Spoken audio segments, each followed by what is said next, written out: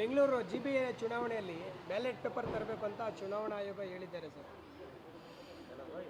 ಚುನಾವಣಾ ಆಯೋಗದ ಸರ್ಕಾರ ಹೇಳಿಸಿದೆ ಅವ್ರಿಗೆ ಅಷ್ಟೇ, ತರಲಿ ಬಿಡಿ ಅಂತ. ಇಟ್ಸ್ ಗುಡ್, ಬಿಕಾಸ್ ಎರಡು ವೋಟಿಂಗ್ಗೆ ತಾನೆ.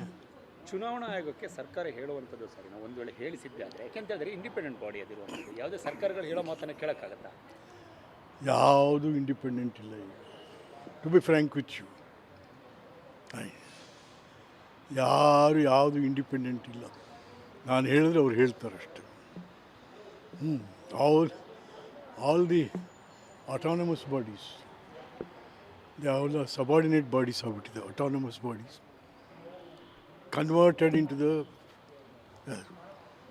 ಹಾಗಾಗಿ ಸಬಾರ್ಡಿನೇಟ್ ಬಾಡಿಗಳಾಗ್ಬಿಟ್ಟಿದೆ.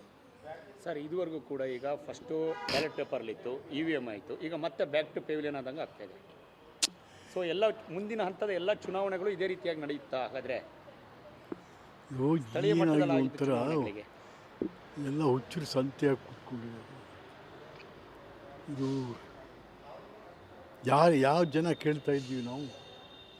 ಜನತಂತ್ರ ವ್ಯವಸ್ಥೆಯಲ್ಲಿ ಜನಾದೇಶ ಪಡೆದಂಥ ಸರ್ಕಾರಗಳಿಗೆ ಜನ ನಿಮಗೆ ಪಾಠ ಹೇಳ್ತಾರೆ. ನೀವು ಅದು ಕೇಳೋಂಗೆ ಇಲ್ವೇ? ನೀವು ನಾನು ಹೇಳಿದ್ದೆ ಕೇಳು ಅಂತಂದರೆ no, it's not democracy. It's not democracy.